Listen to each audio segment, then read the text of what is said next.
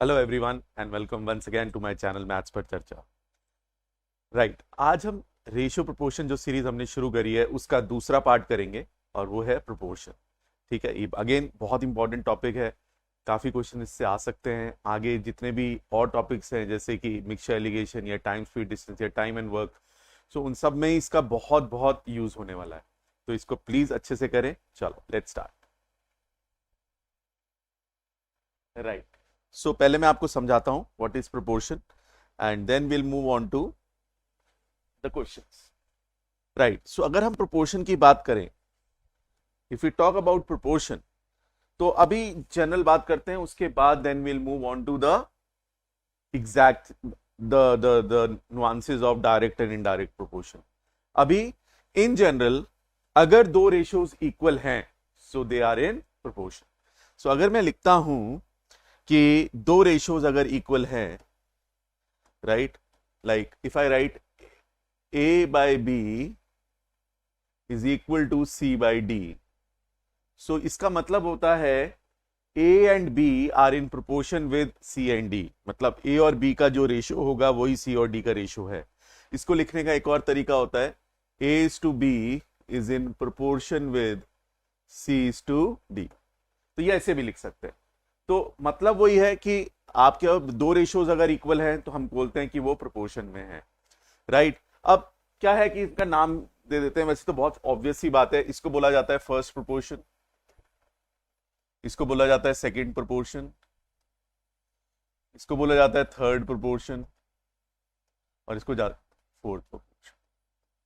Fourth, ठीक है, तो सिंपल है। सो अगर किसी ने पूछ लिया कि 3 नंबर दे रखे फोर्थ प्रोपोर्शन, तो ये वैल्यू निकालने को कह रहा है। अगर 3 नंबर दे रखे पूछा है थर्ड प्रोपोर्शन, तो ये वाली वैल्यू निकालने को कह रहा है। Right, like for example, find the third proportion to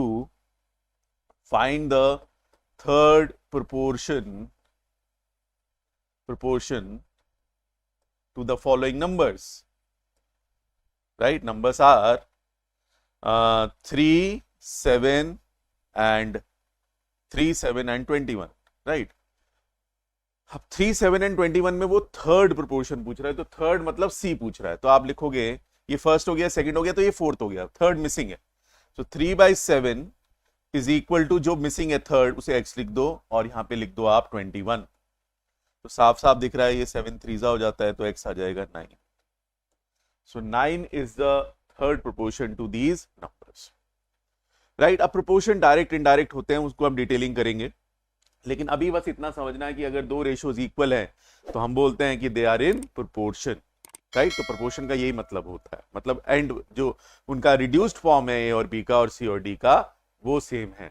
जरूरी नहीं है इसका मतलब कि ए सी के बराबर हो या बी डी के बराबर हो, नहीं, इनका सिर्फ इतना मतलब होता है कि इनका जो एंड रेशियो है वो सेम होता है। राइट, ओके, चलो एक क्वेश्चन करते हैं, इस पे थोड़ा सा और समझ में आएगा।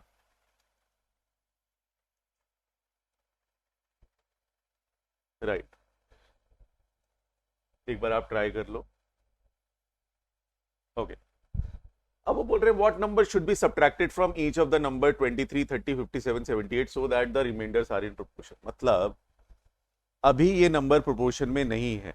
अच्छा, दे रखा है कि नंबर्स अभी प्रोपोर्शन में नहीं है, लेकिन इनमें से एक सेम नंबर घटा दिया जाए चारों में से, सो ये प्रोपोर्शन में हो जाएंगे।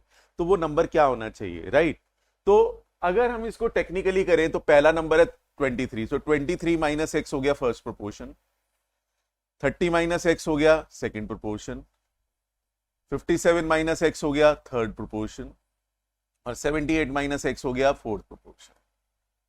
अब अगर हम इसे मैथमेटिकली सॉल्व करें तो हमें इन्हें क्रॉस मल्टीप्लाई करना पड़ेगा, लंबा प्रोसेस है, हो जाएगा, लेकिन हमारे पास देखो ऑप्शंस है, वी हैव ऑप्शंस, तो क्यों ना हम वैल्यू डाल के देख लें। ठीक है, तो ऐसे क्वेश्चन ऐसे समझ जाना चाहिए कि जरूरी नहीं है कि हमें लकीर का फकीर रहना है कि हर चीज को सॉल्व करके दिखाना है, वो मैं पहले भी बता चुका हूं। हम अनऑर्थोडॉक्स वे से करते हैं, हम ऑप्शंस यूज करते हैं। अब जैसे पहला ऑप्शन है 5 माइनस करेंगे तो कितना आएगा 18, और यहां से 5 करेंगे तो क्या आएगा 25, वहां से 5 माइनस करेंगे तो क्या आएगा 52, और वहां से करेंगे तो 73। अब ये तो 73 तो प्राइम नंबर है, रिड्यूस हो नहीं सकता, तो इसका ये मतलब है कि ये दोनों इक्वल नहीं है। तो 5 can not be that number, 5 वो नंबर नहीं हो सकता जिसको सब्ट्रैक्ट करने से नंबर्स प्रोपोर्शन में आ जाए।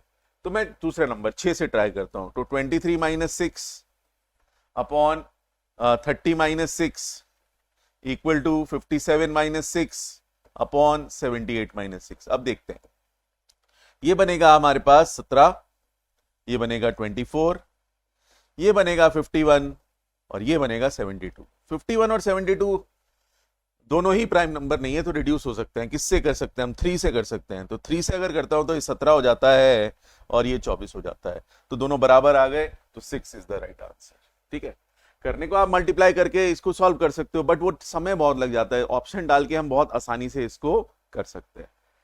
मेथड आप कर ही लोगे, ये तो सिंपल सी बात है, क्रॉस मल्टीप्लाई करके सॉल्व करना। लेकिन हमें क्या क्या करना पड़ेगा? 78 इंटू 23 करना पड़ेगा, 30 इंटू 57 करना पड़ेगा, वो समय चला जाता है उसमें, राइट?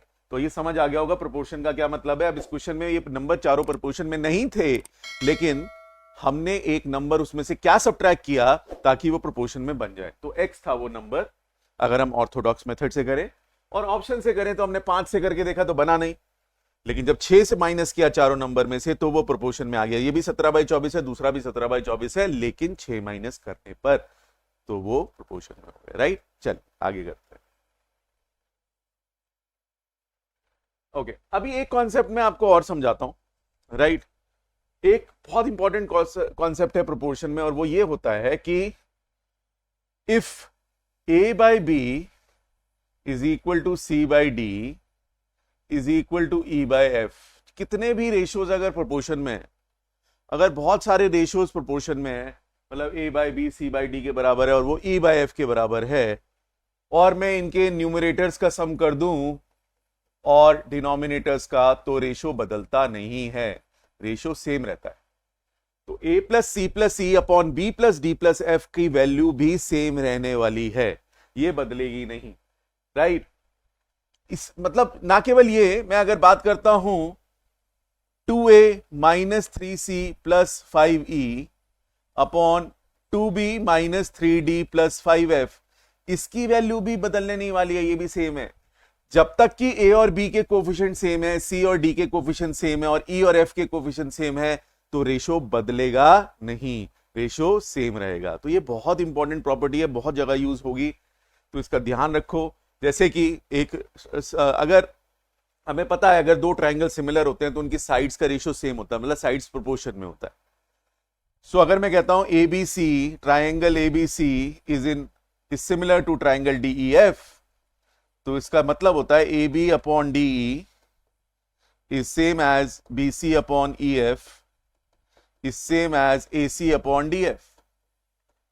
अब अगर ये तीनों साइड, मतलब ये तीनों साइड्स, पेयर ऑफ साइड्स का रेशियो अगर सेम है, और अगर मैं सम कर दूं तो AB plus BC plus AC, ये बन गया पेरीमीटर पहले ट्राइंगल का ABC का, और DE plus EF plus DF, ये बन गया पेरीमीटर दूसरे ट्राइंगल का। तो यही से एक प्रॉपर्टी बन जाती है, इसी वजह से ये प्रॉपर्टी बनती है कि अगर दो ट्राइंगल सिमिलर है तो उनके पेरीमीटर का रेशियो साइड के रेशियो के बराबर होगा, राइट? तो उसी को यूज कर सकते हैं, ये बहुत जगह यूज होता है, तो इसको ध्यान रखो कि अगर कुछ रेशियोज प्रोपोर्शन में हैं, अगर a by b is in proportion with c by d is in proportion with e by f, तो अगर हम उनके न्यूमरेटर का सम करें और डिनोमिनेटर का सम करें तो रेशियो बदलता नहीं है। ना केवल ये, अगर हम इनके कोफिशिएंट सेम रखें, जैसे इसे 2 से मल्टीप्लाई डिवाइड कर दिया, इसे -3 से मल्टीप्लाई डिवाइड कर दिया, इसे आपने 5 से मल्टीप्लाई डिवाइड कर दिया, ऐसा करने के बावजूद भी क्योंकि रेशियो कोफिशिएंट सेम है तो रेशियो बदलेगा नहीं, ये सेम रहेगा। तो इस चीज का प्लीज खास ध्यान रखो, ये बहुत इंपॉर्टेंट प्रॉपर्टी है, इस पे काफी एप्लीकेशन आते हैं। Let's see. अब देखिए ये क्वेश्चन आपकी स्क्रीन पे,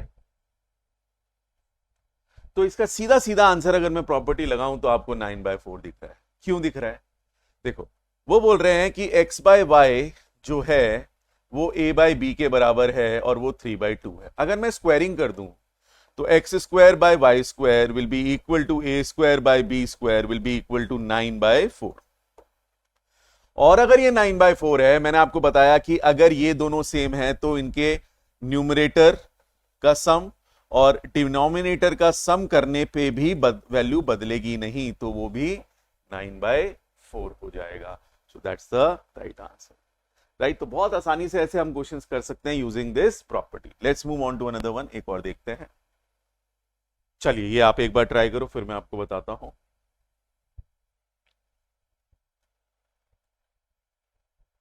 राइट, तो इसमें इन्होंने बोला a by two, a ratio two मतलब a by two equal to b by three is equal to c by 5 और this is equal to 2a minus 3b plus 5c upon k।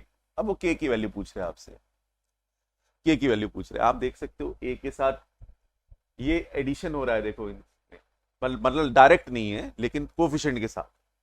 तो a के साथ 2 है, b के साथ -3 है, c के साथ 5 है। तो उसी प्रॉपर्टी को लगाते हुए अगर मैं ये 2 से मल्टीप्लाई डिवाइड कर दूं तो कोई फर्क नहीं पड़ेगा, -3 से मल्टीप्लाई डिवाइड कर दूं तो कोई फर्क नहीं पड़ेगा, 5 से मल्टीप्लाई डिवाइड कर दूं तो कोई फर्क नहीं पड़ेगा। रेशियो नहीं बदलेगा ना, दोनों नंबर, दोनों ही हम न्यूमरेटर डिनोमिनेटर सेम नंबर से मल्टीप्लाई करते हैं तो रेशियो बदलता नहीं है। तो अगर अब मैं इसको चेंज, अब मैं ऐड करता हूं तो 2a minus 3b plus 5c ऊपर आ गया तो नीचे आ जाएगा 4 माइनस 9 प्लस 25। ठीक है, तो k की वैल्यू हो गई हमारे पास 4 माइनस 9 माइनस 5 प्लस 25 20। तो बहुत आसानी से हमने ये कर लिया। राइट, कई जगह आपको ये बताया जाएगा वीडियोस में, बहुत सारे मैं देख रहा हूं कि ये बताते हैं कि ये मेथड है कि इसको आप t, एक k है ना, इसको एक और वैल्यू दे दो t, फिर क्रॉस मल्टीप्लाई करो और रख दो। वो बहुत लंबा मेथड है, हो जाएगा उससे भी, बट इससे बहुत आसानी से हो जाता है। आप देखो कि 2 से मल्टीप्लाई डिवाइड करके -3 5 से ऊपर न्यूमरेटर में आ गया 2a minus 3b plus 5c, तो नीचे आ जाएगा 4 माइनस 9 प्लस 25। आना ही आना है, तो k की वैल्यू सीधा निकल गई 20। आई होप ये क्लियर होगा। राइट, चलिए नेक्स्ट करते हैं एक और, ये कैट का ही क्वेश्चन है।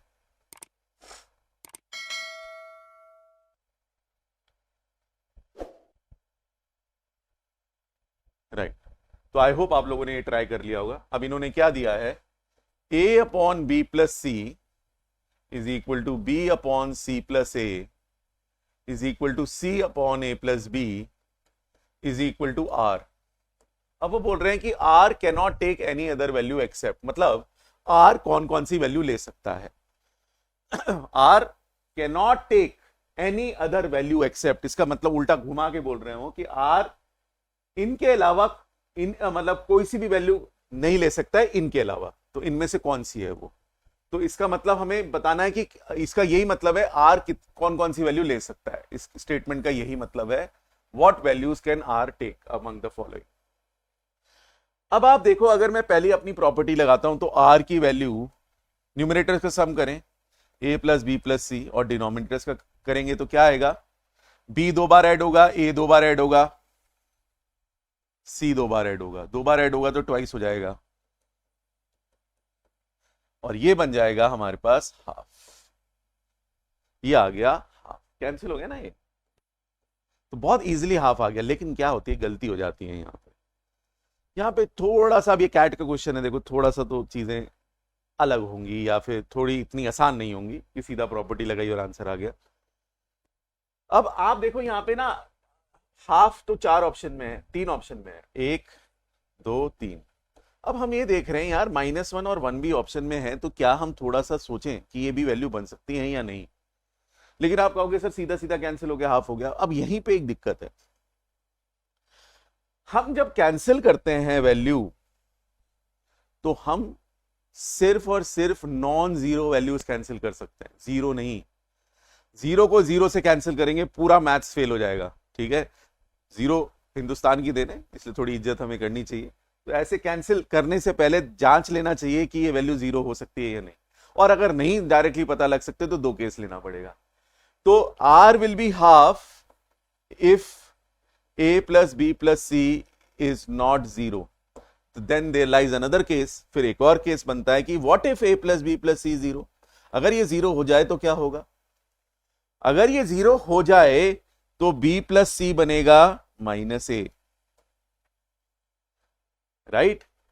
a प्लस सी बनेगा -b, इधर ले जाएंगे ना किसी एक को, और a प्लस बी बनेगा -c, राइट। अगर अब आप ये वैल्यू यहां रख दो b प्लस सी की जगह, या c प्लस a की जगह, या फिर a प्लस बी की जगह, तो a अपॉन माइनस ए बनेगा ये, equal to b upon minus B बनेगा, equal to c upon minus C बनेगा, और वो वैल्यू आ जाएगी -1। तो r एक और वैल्यू ले सकता है -1। तो आंसर आपका, सही आंसर जो होगा वो होगा ये, आंसर हो जाएगा सी ऑप्शन। तो सी इज द राइट आंसर। तो देखो इसमें थोड़ा सा है, ये ध्यान रखना, आगे कैट में ऐसी चीजें थोड़ी सी टेस्ट की जाती है। तो आपने हाफ तो निकाल लिया आंसर, लेकिन क्या हाफ के अलावा ऑप्शन है ना हमारे पास थोड़ा डायरेक्शन देने के लिए? भाई -1 और 1 भी बोल रहे हैं ना वो, तो हमें थोड़ा सा तो संशय करना ही पड़ेगा इस पे कि हम कैसे इसको इग्नोर करें ना, देखना पड़ेगा। तो इसीलिए फिर हमारे दिमाग में, जहन में एक चीज आई कि a प्लस बी प्लस सी को कैंसिल तो करते हैं, ये तभी कर सकते हैं जब वो जीरो ना हो। बट अगर वो जीरो तो हो सकता है ना, a plus b plus c zero क्यों नहीं हो सकता? अगर हम -1 कुछ भी वैल्यू ले लें, जैसे -1 और 2, तो अगर वैल्यू लें तो ये जीरो तो बन ही सकता है ना, 3 नंबर्स का सम जीरो हो ही सकता है। अब यहां तो लिखा नहीं कि ABC पॉजिटिव है, तो नेगेटिव अगर कोई नंबर हो गया तो सम जीरो बन सकता है। तो सम जब जीरो बन सकता है तो पॉसिबिलिटी है, तो इस चीज को थोड़ा ध्यान रखो, राइट। एक इंटरेस्टिंग ट्रिविया आपको यहाँ पे मैं शेयर करना चाहता हूँ। मेरे साथ लाइव एग्जांपल हुआ था। मेरा एक स्टूडेंट था, उसने आके एक दिन मुझे बोला, कहता है sir I have proved 2 = 1।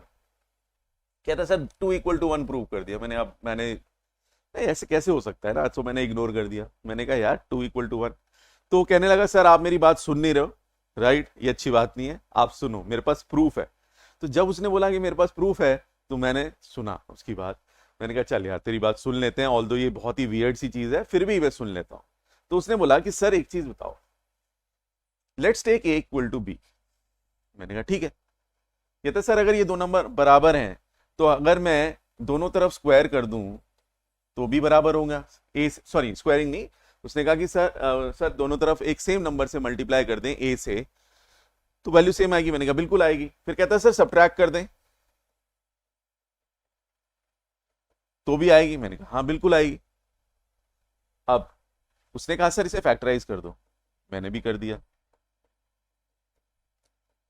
Right, और यहां से कॉमन ले लो b, ठीक है। फिर उसने कहा सर इसे कैंसिल कर देते हैं, तो a + b आ गया b, और a को हम क्या लेके चल रहे थे b, तो b रख देंगे, तो b + b = b। तो उसका क्या मतलब हो गया 2 = 1। वो कहते हैं हेंस प्रूव्ड, राइट। या अब इससे तो यही पता चलता है या तो हमें कुछ नहीं आता है या उसे बहुत कुछ आता है, या दोनों ही, मतलब व्हाटएवर। सो लेकिन ये सही नहीं है। क्यों नहीं है सही? उसका जो बेसिक प्रीमाइस है वो है a = b, विच इंप्लाइज कि a - b 0 है। और a - b अगर 0 है और आपने 0 को 0 से कर दिया कैंसिल, तो आप कुछ भी प्रूव कर सकते हो। जब कैंसिल कर सकते हो तो मल्टीप्लाई भी कर सकते हो। जैसे कोई कह दे कि 7 = 3 प्रूव करो, आप कैंसिल कर सकते हो, दोनों तरफ मल्टीप्लाई भी कर सकते हो। 7 × 0 = 0, 3 × 0 = 0, left hand side equal to right hand side, hence prove, right. दुनिया में कुछ भी प्रूव किया जा सकता है फिर। तो इसलिए 0 को 0 से कैंसिल नहीं करते। ये मैंने आपको पूरा इसलिए समझाया, इसलिए कि आप इसे आगे तक याद रखो कि जब भी कैंसिल करो उसके बाद पहले इंश्योर कर लो कि वो 0 है या नहीं है। बहुत इंपॉर्टेंट है ये, ठीक है। चलिए अब हम बढ़ते हैं आगे, and let's move towards direct proportion.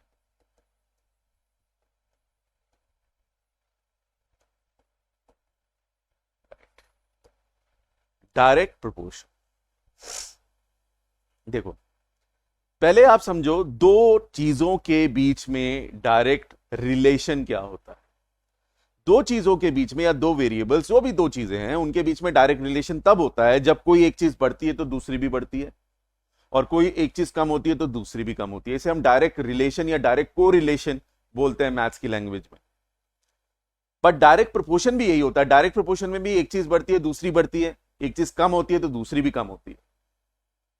किसी एक चीज की वैल्यू बढ़ाने से अगर दूसरी भी बढ़ जाए और एक की वैल्यू घटाने से दूसरी भी घट जाए तो उसे हम डायरेक्ट रिलेशन बोलते हैं। बट डायरेक्ट प्रोपोर्शन भी यही होता है, बट एक और कंडीशन लग जाती है कि अगर ए और बी डायरेक्टली प्रोपोर्शनल हैं और ए 20% से बढ़ता है तो बी भी 20% से ही बढ़ेगा, या ए अगर 30% से कम हो जाता है, 30% से कम होता है, तो बी भी 30% से कम होगा। तो डायरेक्ट प्रोपोर्शन में बस ये चीज और होती है कि दोनों में परसेंटेज चेंज भी क्या होता है, सेम। डायरेक्ट रिलेशन में एक चीज बढ़ती है दूसरी भी बढ़ती है, बट एक 20% से बढ़ सकती है, दूसरी 10% से बढ़ सकती है। तो वो डायरेक्ट रिलेशन है। डायरेक्ट प्रोपोर्शन भी डायरेक्ट रिलेशन है, बट स्पेशल केस है जिसमें अगर एक चीज 20% से बढ़ेगी तो दूसरी भी 20% से बढ़ेगी, या अगर एक चीज 10% से कम होगी तो दूसरी भी 10% से ही कम होगी। तो ये फर्क होता है, राइट। अब हम अगर मैथमेटिकली देखें तो ये फिजिक्स वगैरह में ऐसे यूज होता है, A is directly proportional to B, और जब हम प्रोपोर्शनलिटी हटाते हैं तो एक कांस्टेंट लगा देते हैं के टाइम बी। तो इसका ये मतलब होता है कि अगर दो चीज डायरेक्टली प्रोपोर्शनल है तो एक चीज दूसरे का के टाइम्स होती है, मतलब किसी नंबर से मल्टीप्लाई करके दूसरा बनता है, राइट। सो यही मतलब है इस चीज का, और के को बोलते हैं constant of proportionality, constant of proportionality, ठीक है। अब इसका यूज है, ठीक है, तो ये इक्वेशन याद रखो बस। जब भी दो चीज डायरेक्टली प्रोपोर्शनल है आप ऐसे लिख दोगे, जिससे मैं बोलता हूं pressure is directly proportional to temperature, आप लिखोगे pressure equal to k t. अगर मैं कहता हूं कि weight is directly proportional to height, तो weight is equal to k h. बस ऐसे आपको ध्यान रखना है, राइट। ये तो ठीक है, ये तो फिजिक्स वगैरह में ज्यादा यूज करते हैं हम ये साइन, बट मैथ्स में क्या यूज करते हैं, इक्वेशंस। तो मैथ्स में इक्वेशन है और दो चीज डायरेक्टली प्रोपोर्शनल है। अब डायरेक्टली प्रोपोर्शनल जरूरी नहीं है कि सिर्फ सीधा सीधा दे रखा है, उन्होंने बोला है कि a is directly proportional to square of b, तो आप लिखोगे a इक्वल टू के बी स्क्वायर। बोल दिया जाए a is directly proportional to square root of b, तो आप लिखोगे a equal to k root b, है ना। तो कुछ भी चीज में आप डायरेक्टली प्रोपोर्शनल है तो आप उसको ऐसा लिखोगे, लेकिन ध्यान ये रहे, इसका क्या मतलब, एक और चीज ध्यान है, देखो ये तो सब चीजें कॉन्सेप्चुअली हमें समझ में आ गई इक्वेशन लिख के, लेकिन इसका एक और मतलब है कि a बाय बी कांस्टेंट है। a बाय बी क्या है, कांस्टेंट। कांस्टेंट मतलब सेम। तो यही आपकी जो सॉल्विंग में सबसे ज्यादा यूज होगा वो ये होगा, इससे आपका समय बचेगा, आपको बार बार इक्वेशन लिख के नहीं करना पड़ेगा। अगर दो चीज डायरेक्टली प्रोपोर्शनल है तो उनका इनिशियल वैल्यूज का रेशियो फाइनल वैल्यूज के रेशियो के बराबर होगा। तो आप लिख सकते हो a1 by b1 equal to a2 by b2, मतलब कितनी भी बारी रेशियो हमेशा क्या रहेगा, सेम। तो क्वेश्चन में चार में से ज्यादातर तीन चीजें गिवन होंगी, तो आप चौथी चीज निकाल सकते हो। तो सिंपल बात है, अगर दो चीज डायरेक्टली प्रोपोर्शनल है तो उनके इनिशियल वैल्यूज का रेशियो, ए और बी की इनिशियल वैल्यूज का रेशियो उनके फाइनल रेशियो वैल्यूज के रेशियो के बराबर होगा। तो तीन चीजें हमने सीखी। अगर दो चीज डायरेक्टली प्रोपोर्शनल है तो पहली बात, दोनों में परसेंटेज चेंज सेम होगा। अगर एक चीज 20% से बढ़ेगी तो दूसरी भी 20% से बढ़ेगी, और एक चीज 10% से कम होगी तो दूसरी भी 10% से कम होगी, पहली बात। दूसरी बात कि एक चीज दूसरे का के टाइम्स हो जाएगी। तो अगर a और b स्क्वायर डायरेक्टली प्रोपोर्शनल है तो a इक्वल टू के बी स्क्वायर। अगर a और रूट b डायरेक्टली प्रोपोर्शनल है तो a इक्वल टू के टाइम्स रूट ऑफ b, दूसरी चीज। और तीसरी चीज जो सबसे इंपॉर्टेंट है वो ये है कि अगर दो चीज डायरेक्टली प्रोपोर्शनल है तो इनके इनिशियल वैल्यूज का रेशियो उनकी फाइनल वैल्यूज के रेशियो के बराबर होगा। तो a1 by b1 will be equal to a2 by b2। ये बहुत जरूरी है, इसको ध्यान रखो, ठीक है, राइट। तो ये चीज बहुत जरूरी है, इनको ध्यान रखना है। एक और चीज आप ध्यान रख सकते हैं कि अगर डायरेक्टली प्रोपोर्शनल में एक चीज दुगनी हो जाती है, मतलब 100 से 200 हो जाएगी, तो दूसरी चीज भी दुगनी हो जाएगी। तो अगर वो 50 है तो 100 हो जाएगी। सो डायरेक्टली दिमाग लगा के भी कर सकते हैं। अगर 100 ए की वैल्यू थी और बी की वैल्यू 50 थी और ये डायरेक्टली प्रोपोर्शनल है, तो ए अगर 200 हो जाएगा तो बी 100 हो जाएगा। ए अगर 150 हो जाएगा, 150 कैसे हो जाएगा, 150 मतलब कितना टाइम्स, 100 का कितना गुना होता है, ये 3/2 टाइम्स। कैसे निकालते हैं, फाइनल अपॉन इनिशियल, 150 अपॉन 100 3/2, तो ये भी 50 का 3/2 टाइम्स हो जाएगा, ठीक है। तो ऐसे आप वैल्यूज बता सकते हो कि अगर एक चीज हाफ हो रही है तो दूसरी भी हाफ हो रही है, एक चीज डबल हो रही है तो दूसरी भी डबल हो रही है। वही चीज है, जैसे परसेंटेज चेंज सेम है ना, इसी वजह से ऐसा होता है कि अगर एक 20% से बढ़ रहा है दूसरा 20% से बढ़ रहा है, राइट। तो ये चीजों का ध्यान रखना है और ये ध्यान रखना है, राइट। जैसे एग्जाम्पल के तौर पे अगर मैं कहता हूं if pressure is directly proportional to temperature and at 50 pascals, ये यूनिट होती है प्रेशर की, इससे कोई घबराने वाली बात नहीं है। टेम्परेचर अगर 300 केल्विन है, ये भी यूनिट है, तो 60 पास्कल्स पे क्या होगा। तो हम क्या करेंगे, देखो ये निकालना है हमें किन दो चीजों में डायरेक्टली प्रोपोर्शनैलिटी है? प्रेशर और टेम्परेचर। तो मैं बोलूंगा कि प्रेशर और टेम्परेचर की जो इनिशियल वैल्यूज का रेशियो है वो ही उनकी फाइनल वैल्यूज का रेशियो भी होगा। जरूरी नहीं है कि हम पूरा लिखें, इक्वेशन बनाएं, सीधा ये यूज करो। व्हाट इज प्रेशर पहले 50, व्हाट इज टेम्परेचर पहले 300, राइट। और अब क्या है? प्रेशर 60 और टेम्परेचर निकालना है। तो आप देख सकते हो कि ये निकल जाएगा सीधा सीधा आपके पास कितना 560 360 हो जाएगा। तो 360 इज द आंसर। सो ये आपने डायरेक्टली इस मेथड से किया, बहुत इजीली आपके पास ये चीजें होती रहेंगी। तो इस चीज का ध्यान रखो, आपको जरूरी नहीं है कि पूरा इक्वेशन बार बार इक्वेशन बनाओ, अलजेब्रा में चला जाता है ना। तो ऐसे कॉन्सेप्ट्स को यूज करते करेंगे तो आपके लिए चीजें बहुत आसान हो जाएंगी। जैसे एक और करते हैं, चलिए एक अब वर्ड प्रॉब्लम आप करो।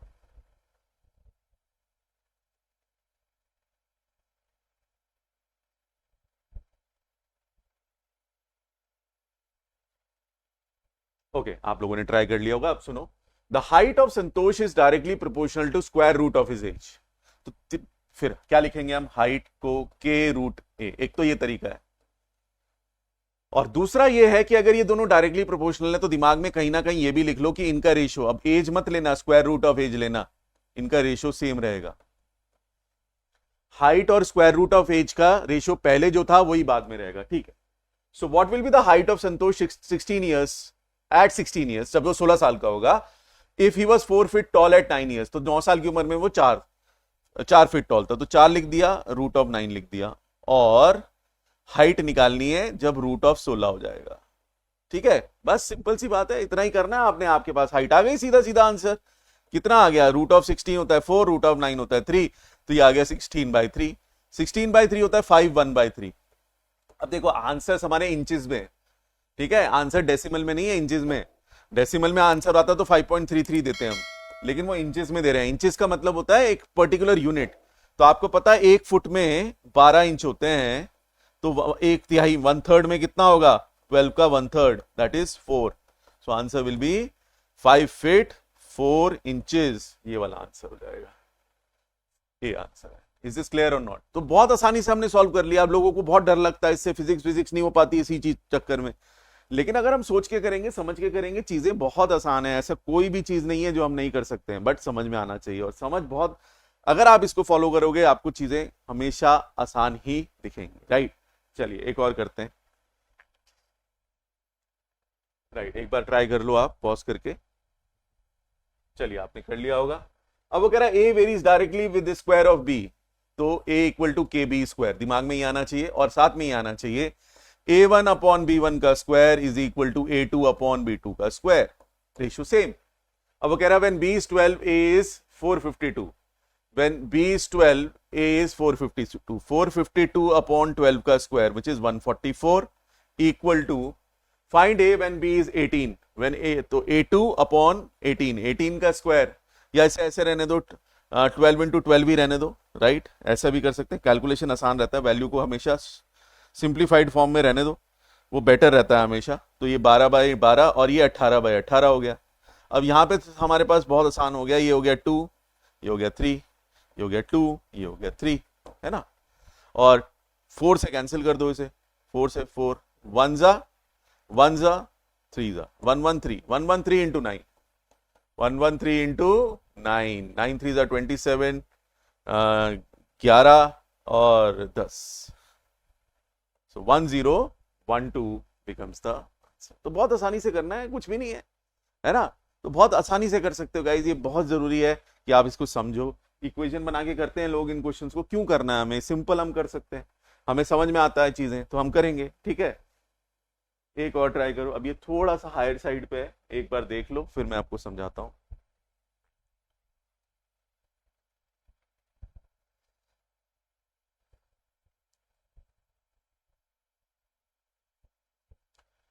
ओके आप लोगों ने ट्राई कर लिया होगा। अब वो कह रहा था value of diamond is directly proportional to square of its weight. तो value is directly proportional to square of its weight, ठीक है।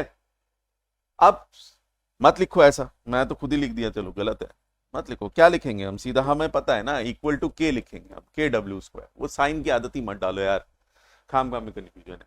तो V इक्वल टू के डब्ल्यू स्क्वायर, एक कांस्टेंट को डब्ल्यू स्क्वायर से मल्टीप्लाई कर दिया। अब वो कह रहा है if a diamond weighs 4 kg, 4 kg diamond देखा किसी ने कभी? इन्होंने ही देखा है शायद। Diamond weighing 4 kg breaks into 2 pieces, its total value decreases by 37.5%, है ना। The weights of the 2 pieces are, ठीक है। तो अगर हम देखें तो हमें पता है कि जो वेट था पहले 4 था, अब अगर 2 पीस में ब्रेक हो गया तो एक को x लूंगा तो दूसरा हो जाएगा 4 - x। ये फर्स्ट पीस है, ये सेकंड पीस है, राइट। अब आप ये देखो पहले वैल्यू क्या थी, वैल्यू थी के डब्ल्यू स्क्वायर, राइट। अब अगर हम इस चीज को ऐसे करके करें कि वैल्यू पहले v1 upon w1 square equal to v2 upon w2 square, अगर उसी प्रोसेस से करें तो पहले वैल्यू जो भी थी, v2 कितना है दे रखा है, v2 है, मैंने आपको परसेंटेज में करा रखा है 37.5% होता है 3/8, तो कोई वैल्यू 3/8 से कम हो जाए तो वो 5/8 बचेगी।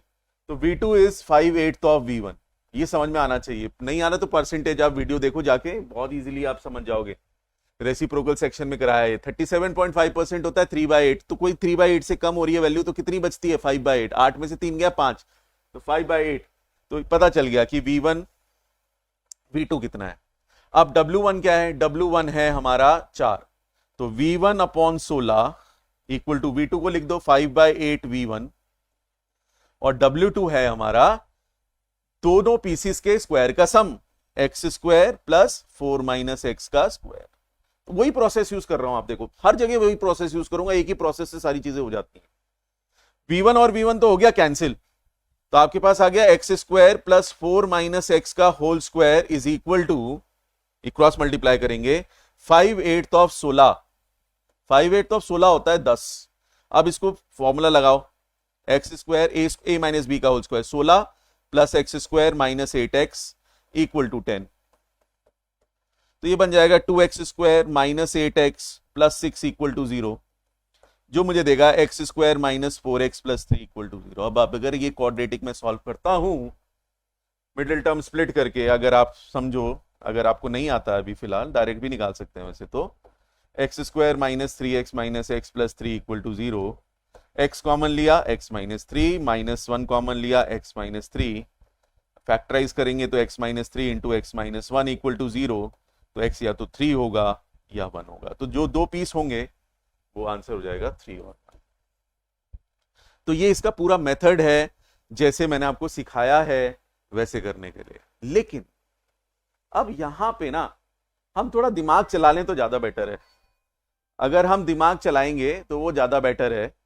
और वो क्या है कि अगर हम देख रहे हैं कि वैल्यू कितने से कम हो रही है 37.5% से, तो 5/8 से कम हो रही है। मैंने आपको अभी बताया कि अगर दो चीज डायरेक्टली प्रोपोर्शनल होती हैं तो उनमें परसेंटेज चेंज क्या होता है, सेम।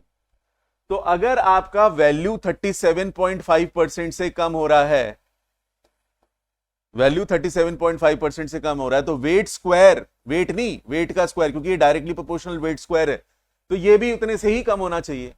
तो वेट स्क्वायर पहले 16 था, 16 को अगर मैं 37.5% से कम कर दूं, 37.5% होता है 38 से कम कर दिया तो 5/8 बचेगा। तो 16 का जो 5/8 है वो होगा हमारे पास 10, क्या होगा 10। अगर अब ये 10 है तो आप मुझे बताओ ये क्या है 10, नया वेट स्क्वायर, मतलब जो 2 पीस थे उनके वेट के स्क्वायर का सम। तो अगर हम करके देखें 2 का स्क्वायर 2 का स्क्वायर, 2 स्क्वायर 4, 2 स्क्वायर 4 8, 8 नहीं 10 चाहिए।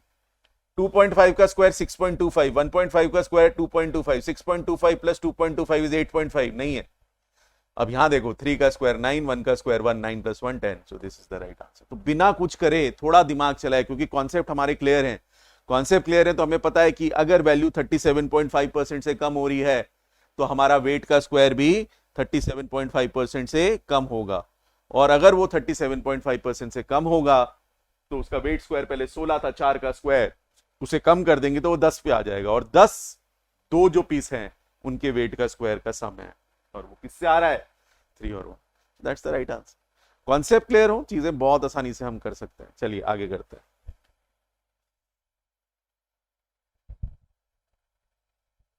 राइट, ये भी कैट में आया हुआ क्वेश्चन है।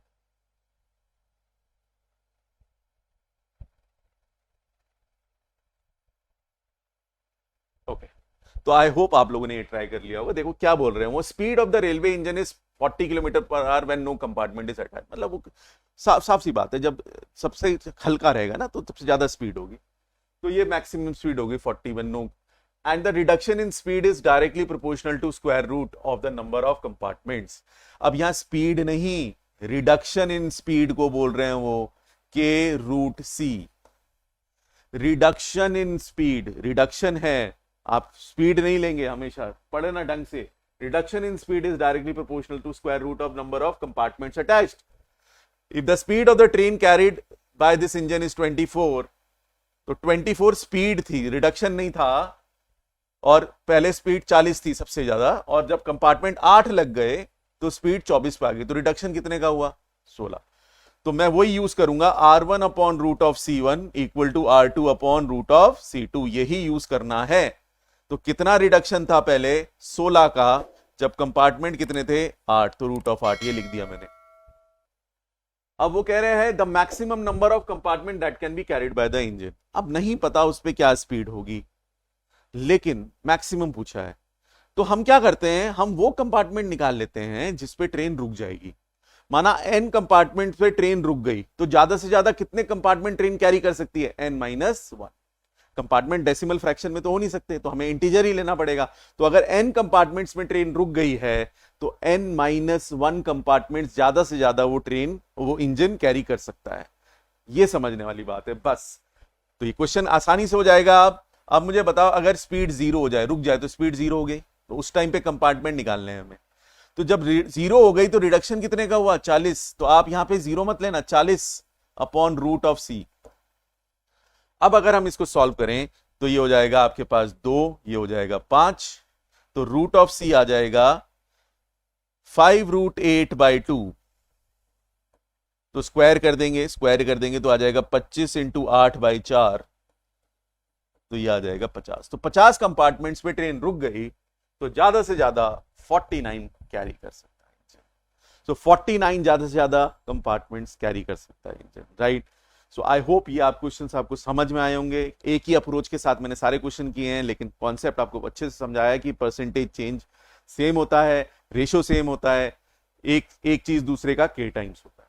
तो अगर आप ये चीज सीख गए डायरेक्ट प्रोपोर्शन में, तो इसके क्वेश्चन करना आपके लिए कभी भी दिक्कत नहीं होगी, राइट। आप इसकी प्रैक्टिस करो, जो भी आपकी सोर्स है, बुक्स हैं, मटेरियल है, उनमें जाके आज इसके क्वेश्चंस करो, प्रैक्टिस आपके लिए बहुत अच्छा होगा, ठीक है। So I will meet you next time with the next video, जो कि होगा इनवर्स प्रोपोर्शन पे। इनवर्स प्रोपोर्शन पे होगा, और एक चीज और करनी है, कुछ क्वेश्चन डायरेक्ट रिलेशन के, तो वो करेंगे नेक्स्ट वीडियो में। Till then take care, have a good day, bye.